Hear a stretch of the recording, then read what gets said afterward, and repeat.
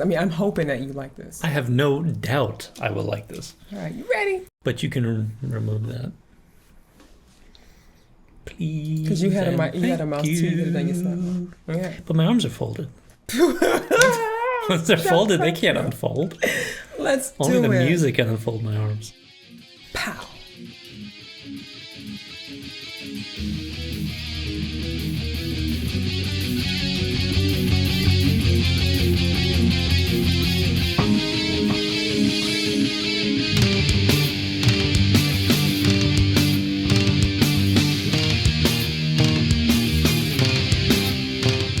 Good morning, good afternoon, good evening, depending on what side of the world you're in. I'm HalfLifeSistah, and this is my hubby wolfkain. Everybody. Welcome to my channel and to another episode of Sistah and Wolf Reaction.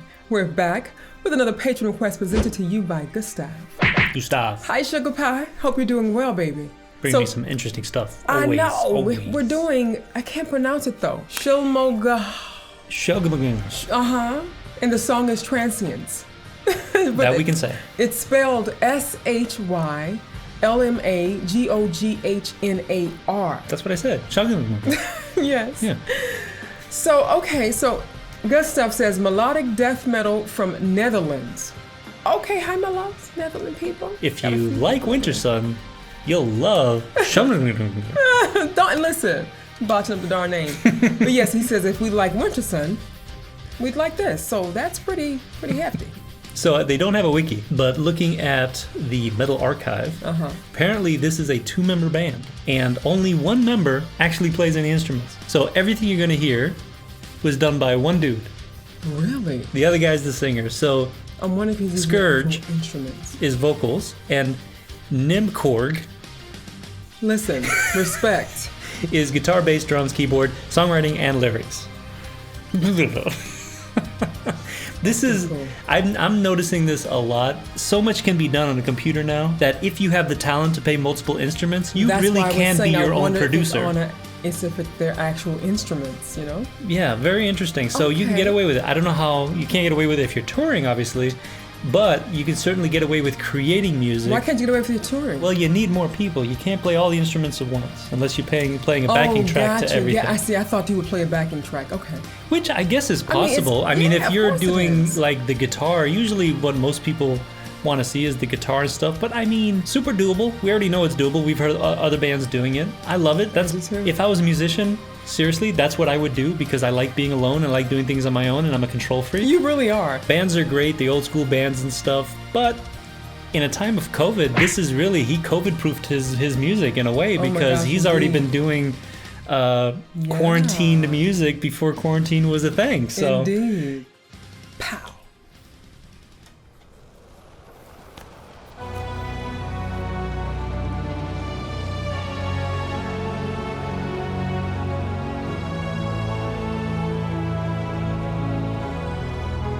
Already. I love it. Already, yes.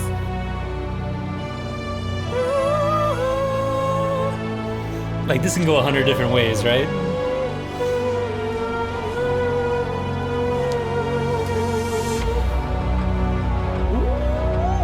Milk it, baby.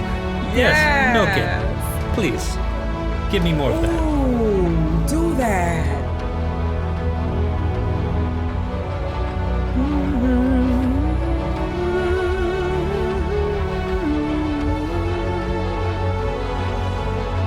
I just want to hum to this.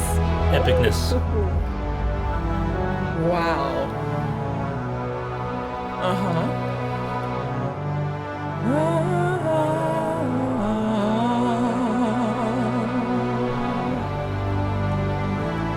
Yes.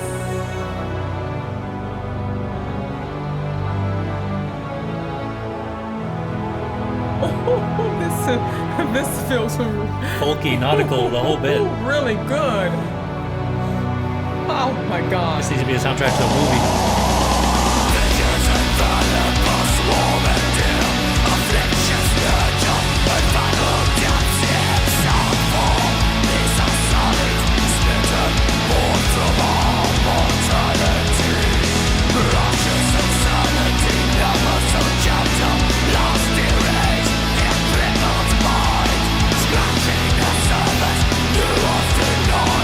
Demon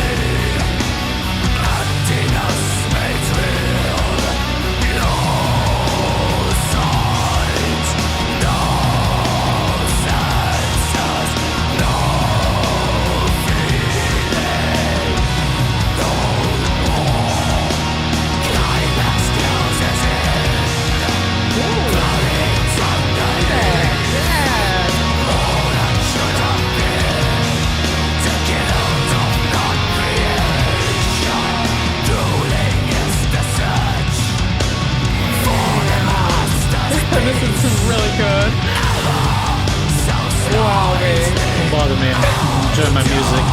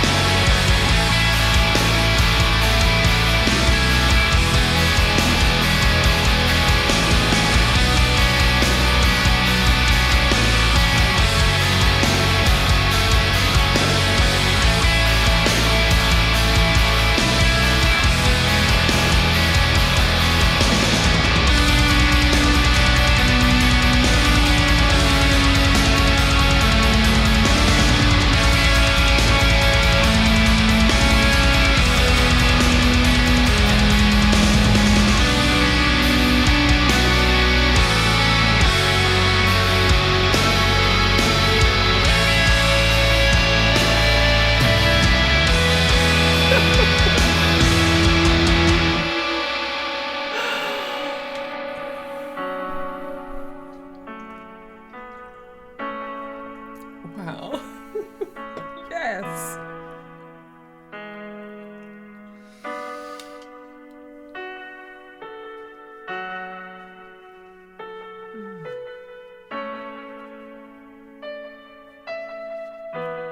Wow.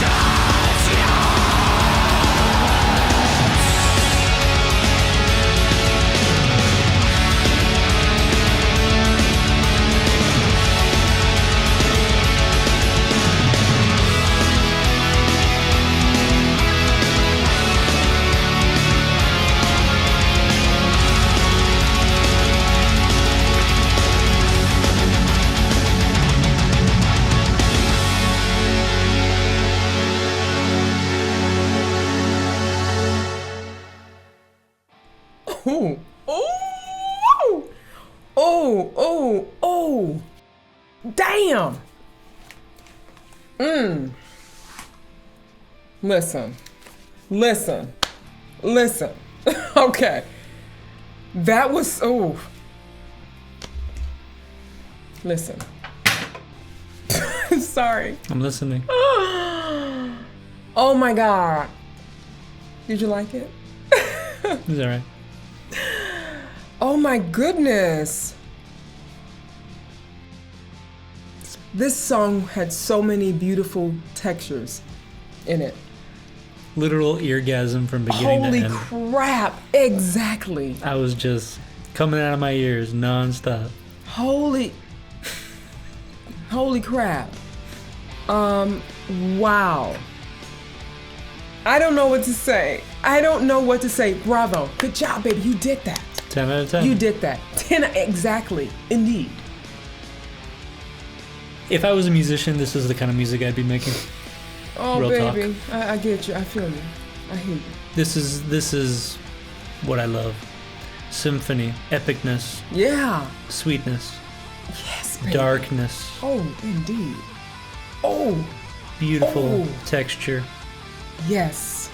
Classic instruments. Old meets new. Yeah, baby. Good job. Just. Damn, you're all of that. You're making it all make sense. Yes. I'm not the one doing it. They did it. I'm talking about what you're saying. I'm just telling them what they did. You're making it make sense. Yes. But that's exactly what I'd be doing. So it's. Wow. This is what makes it one of my favorite genres. Because it has elements of black metal. Mm-hmm. It has elements of darkness and death without being what, like I said, I got a little bored with death metal. Yeah. They took it and made it more melodic, and they didn't just make it melodic. It's called mellow death because it's melodic. But what a lot of the new school guys are doing now, that In Flames kind of and those kind of bands pioneered, but they're just doing, this was kind of, I see the similarity with Winter Sun and the adventure of the song. Mm-hmm. So I get that moments of where I get to live in the darkness, which, as we spoke about in the Trouble reaction, the darkness for us is truth. It's more of a real place. A real place, exactly, baby. Yeah. And it's interesting that the name of the song is Transience, because there's moments in that that makes you feel like you are in fact transcending this mortal plane. Yes. But they do it through the entire damn song. Not just in those little moments. Right. But it's like they give you this beauty. When the song kicks in, they don't necessarily take it away. They're just adding to it. Right. But then they also bring it down and up. Good job. But it's like there's this magic factor that is taken to an 11, which I've always said I would do if I were doing my own music, because I listen to a lot of new age music. One of my favorite genres that's non-metal related is new age, epic soundtrack kind of stuff. And I've always said that when you combine those two, it's one of the reasons why I love Equilibrium so much. When you combine those two, you create, this chocolate and peanut butter, where you're creating, chocolate is good, peanut butter is good, but when you combine it together, you create this perfect little snack. And that's what they're doing. Yeah, what an underrated band. I know, I say this because I know that some artists, or maybe people who listen to certain types of music, maybe don't care about this, or there's a different purpose to other types of music or other songs. But a song for me has to have magic. Yeah, there has to be something magical about the song. The one thing that, I don't know if you want to take the background away. Oh, that's right. It's all right. But the one thing I've always said about a band like, for example, Linkin Park, is what set them apart from a band like Papa Roach or stuff like that, where they were all kind of technically sort of in the same genre, is that Linkin Park knew that every song needs to have magic in it. Yes, baby. And they always sprinkle that magic into the song to where it ups the emotional game of the song, because now there's an emotional weight to it that a lot of average rock songs don't have, which to me is what made them an above average band. I know a lot of people can shit on them because they think that, distorted guitar or simple. Don't respect the fact that almost every song that they've ever crafted has an element of magic and emotion and musicianship that makes you want to hear the song again. And when you do listen to it, you close your eyes and you do feel like it transcends a little bit. So true. And that's what I get from this entire genre. I got it from, so far, every mellow death song we've heard has all these ingredients, right? Just mixed differently. I particularly like what they did in the sense that the build-up with the piano, typically most bands would have started the song a little earlier, but they milked it a little bit more, which I like. I agree, babe. They really weren't in a rush. They weren't. To begin or end the song. Yes. And honestly, the song could have gone forever. Oh my God. Honestly, I could just lay down and fell asleep to this Honestly, because it babe, felt we're so totally warm and here. relaxing. Yeah. Yeah, I mean, I feel that a lot of times songs, it's like they like you're right, the build-up part, right, is always important in every song, yeah? But this song, it really didn't make it. Mm-hmm. And a lot of times I feel like there are songs that don't give me enough of what I want, what I like and enjoy. Yes, that's an excellent point. That's exactly the point I was making. Song. Yes. Holy crap. Yes, they gave you. They didn't take away the things you liked. Right. They added some more stuff over it, but sometimes a song will do that where it gives you something amazing. I know. But then it only gives it to you for a little bit. Exactly. And then you hope it comes back. I've had this problem with Sepultura, not old Sepultura, new Sepultura, where some of their songs would start out really great. Mm-hmm. And then they would never bring it back in the song, and it's like, wait a minute! I never understand that. You turned it into a completely different song, and then I want to, I want to hear the song I was just listening to. Yeah. It missed opportunities. Here, they're milking it for all it's worth, but it doesn't feel labored. It doesn't feel a very organic flow and taste of this to the song. Beautiful. Yeah, it doesn't feel overdone. Nope, not at all. Not at all. Very organic, and not forced upon me. You know what I'm saying? Mm-hmm. Good stuff. What's there to say? I mean, if anything, this is the one time where the logo makes sense, because even if you could tell what those letters were, you still couldn't pronounce the name. Right, yeah. So it's totally fine. Good job, baby. Yes, I agree. I love these black metal and death metal logos. They all look exactly the same. Well, they do and they don't, right? Because they have these weird font things, but I think it's almost an effort to try to make sure you can't read the name. Perhaps that's why we're not as popular as we would like to be. Marketing. That's a great marketing. Let's create a logo that people could not recognize so that they have no idea what band they're looking at. That makes sense. That's hilarious. Any whatever, baby. Yeah. Moving forward, not sideways. Good. Thank you for good. You did a really good job at at articulating my thoughts and my feelings on this song. I did a really good job saying what they did. Did a good job explaining it. Yes, you did. Yes, you did. Well, this Dutch duo is creating magic. Good job. Yes, they're definitely creating magic. Thank you for that. Good stuff. God, imagine how much fun he's having playing all these instruments and putting it together. You did good, baby. Keep it going, okay?